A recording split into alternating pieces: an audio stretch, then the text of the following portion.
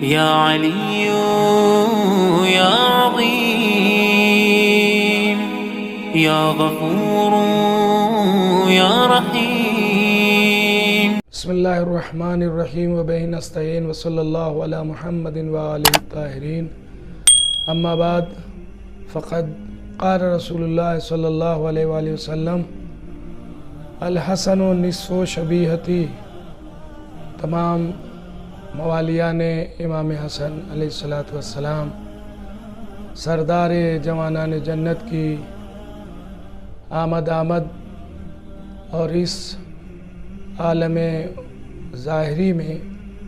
آپ کا تشریف لانا سب کو مبارک ہو، خصوصاً سرکار ولی عصر امام زمانہ خدمت میں اپنی طرف سے اور تمام عاشقان امام حسن مجتبیٰ علیہ السلام کی جانب سے مبارکباد پیش کرتے ہیں۔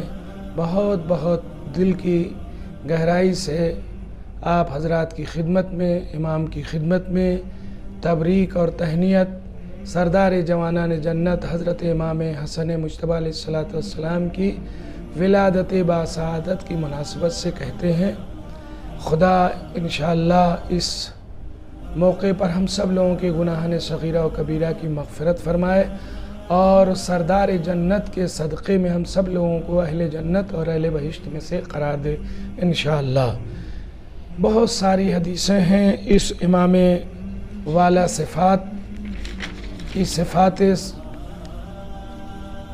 عظیم کو بیان کرنے کے لیے آپ کی نقش زندگانی میں صرف ولادت اور شہادت کے تعلق سے دو جملے کہتا ہوں کہ ولادت 15 رمضان المبارک سن 3 ہجری کو اور شہادت 28 صفر سن 50 ہجری کو، اور آپ کے نام رکھنے کی جو رسم ہے اس میں مولا کائنات نے نہ سبقت کی، نہ جناب زہرا نے، نہ خود رسول اسلام نے، بلکہ وحی کا انتظار کیا اور جبرائیل امین یہ پیغام لے کر آئے کہ علی بمنزلہ ہارون ہیں تو ان کے فرزند کا نام ہارون کے فرزند پر شبر رکھ دو، یا عبرانی زبان کے اعتبار سے حسن، اور اس طرح زہرا کے اس پہلے فرزند کا نام حسن طے ہو گیا، اور یہ نام خزانہ قدرت سے عطا کیا گیا تھا۔ اس سے پہلے یہ نام کسی کا نہ تھا، یعنی لفظ حسن کے عنوان سے کسی کا نام نہیں تھا۔ آپ کے القاب میں ذکی، طیب، سبط رسول، سید مشہور لقب ہے، اور کنیت ابو محمد ہے، جس کا تذکرہ مسلسل روایات اور زیارت میں وارد ہوا ہے۔ ولادت کے بعد پہلی غذا رسول اکرم کی زبان مبارک سے حاصل کی، جو ظاہری اعتبار سے اثر رسالت کے منتقل کرنے کا ایک ذریعہ تھی۔ عقیقہ کی رسم بھی رسول اکرم نے ادا کی، اور اس طرح اسلام میں اس مبارک رسم یا سنت رسول کا آغاز ہو گیا۔ امام حسن مجتبیٰ علیہ السلام کے بے پناہ خصائص میں دو ایک کی طرف اس مختصر ویڈیو میں اشارہ کیا جاتا ہے کہ آپ نے اپنی مختصر سی عمر میں، یعنی 7 سال کے زمانے میں جنت کی سرداری کی سند رسول سے حاصل کی، کہ رسول نے بھرے مجمع میں ارشاد فرمایا صحابیوں کے درمیان کہ الحسن والحسین سیدہ شباب اہل الجنہ، حسن اور حسین جنت کے جوانوں کے سردار ہیں۔ اور اسی طرح سے آپ کو شرف کسائے یمانی میں، مباہلے میں، اور آپ ہی وہ ہیں کہ جنہوں نے برسر منبر دیکھ کر یہ ٹوکا کہ انزل ان منبر ابی، میرے باپ کے منبر سے اتر آؤ اور اپنے باپ کا منبر تلاش کرو۔ ظاہر ہے کہ فرزند رسول نے اس طرح سے جرات دکھا کر یہ آواز دی کہ ہم بچپن میں بھی شجاعت رکھتے ہیں اور ناحق کو ناحق کرنے کی جرات رکھتے ہیں۔ اور اس طرح سے چھوٹا سا ایک واقعہ کہ امام حسن علیہ السلام کے علم کا جو ہے وہ بچپنے کا، کہ دور خلافت اول تھا جب ایک شخص نے خلیفۃ المسلمین سے سوال کیا کہ حالت احرام میں شتر مرغ کے انڈے کھا لیے جائیں تو کیا کفارہ دینا ہوگا، تو آپ نے اس مسئلے کو عبد الرحمن ابن عوف کے حوالے کیا، اس نے سنگینی مسئلہ کو دیکھتے ہوئے حضرت علی کے حوالے کیا، اور حضرت علی علیہ السلام نے امام حسن کو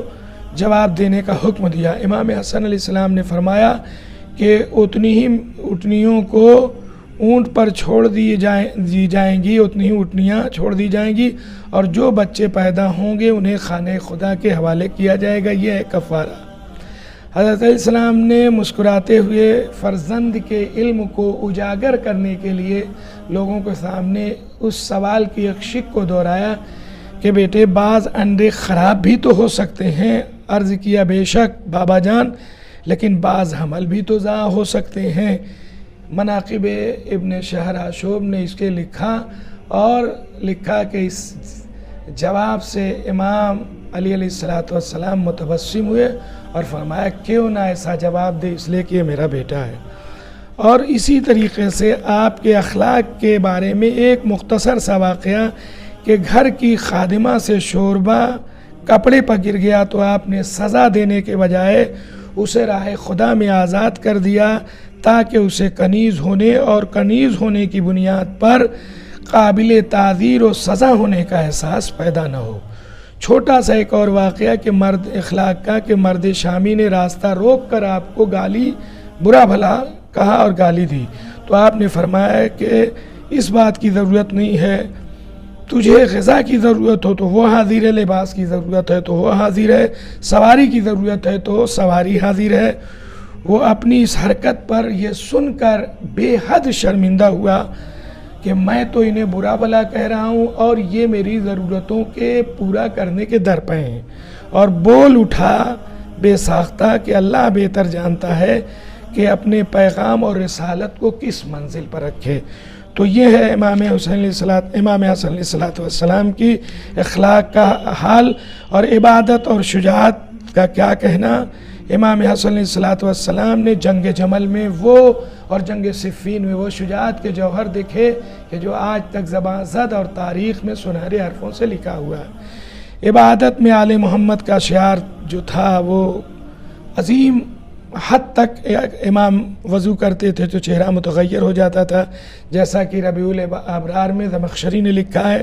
اور کبھی راہ خدا میں اپنا پورا مال جو ہے وہ تقسیم کر دیا۔ آپ کو ٹوکا گیا کہ آپ تو جو کچھ رہتا ہے آپ کے پاس خرچ کر دیتے ہیں، تو آپ نے فرمایا خدا مجھے دیتا ہے اور میں ایک ذمہ داری سے اس کے بندوں تک پہنچاتا ہوں، اور میں یہ ڈرتا ہوں کہ کہیں ایسا نہ ہو کہ میں اس میں کسی طرح کی کوتاہی کروں تو خدا بھی دینے میں یعنی بند کر دے اور راستے کو ختم کر دے۔ اسی طرح سے آپ حج بیت اللہ میں 25 حج آپ نے پاپی ادا کیا، اور اس طرح سے یہ مستدرک میں بھی ہے اور سنن کبریٰ میں بھی ہے۔ تو عزیزو بہت مختصر وقت رہتا ہے، اس لیے میں کہنا چاہوں گا کہ امام حسن علیہ السلام کے اخلاق کو اپنائیں اور اپنے دشمن کو معاف کریں، اور وہ جس ضرورت کے تحت اپنی کم ظرفی کا اظہار کرتا ہے اس کم ظرفی کا جواب اعلیٰ ظرفی سے دیں تو دشمن شرمندہ ہوگا۔ امام نے اپنے اس عمل کے ذریعے سے یہ بتایا کہ راہ خدا میں مال بھی لٹاؤ، اس لیے کہ خدا جو دیتا ہے وہ دیکھ کر دیتا ہے کہ کون سا بندہ میری راہ میں خرچ کرتا ہے۔ اسی طرح سے خداوند عالم سے عشق کا یہ انسان کے اندر شیوا ہونا چاہیے کہ بار بار اس کے گھر کی زیارت کرنے کے لیے جائے، اگرچہ اسے زحمت کا سبب اور زحمت بھی اٹھانی پڑے، جس طرح سے امام نے پاپیادہ 25 حج کیے۔ خداوند عالم ہم سب کو فرزند رسول کی سیرت اپنانے کی توفیق کرامت فرمائے۔ آپ کے عمل میں بہترین عمل صلح ہے، اور صلح امام حسن کے نام سے شہرت ہے آپ کی، لہذا ہم کو بھی ہر معاملے میں صلح و آشتی سے کام لینا چاہیے۔ انشاءاللہ یہ خوشی جناب فاطمہ زہرا کے صدقے میں ہم سب لوگوں کو بہت زیادہ مبارک ہو، اور آئیے بی بی کی گود امامت کے دامن میں یعنی عصمت کے دامن میں یہ پہلا جو ہے وہ گل ایسا کھلا ہے کہ جس سے علی کا گھر اور جناب فاطمہ زہرا کا گھر معطر ہے۔ اس سے ہم اپنے ایمانی ظرف کو بھی اور مشام ایمان کو بھی معطر کریں، اور انشاءاللہ اس ماہ رمضان میں خدا سے دعا کریں کہ مولا حسن کے صدقے میں ہم لوگوں کو اہل جنت میں سے قرار دے اور بہشت وہ جہنم ہم پر حرام قرار دے، اور اس طرح سے ہم کو پل صراط پر گزرنا ہمارے لیے آسان کر دے، اور انشاءاللہ محشر میں آپ کی شفاعت نصیب فرمائے۔ جناب رسالت مآب صلی اللہ علیہ وآلہ وسلم کی خدمت میں تہنیت پیش کرتے ہیں، امیر المومنین کی خدمت میں تہنیت پیش کرتے ہیں، جناب فاطمہ زہرا سلام اللہ علیہ کی خدمت میں تہنیت پیش کرتے ہیں،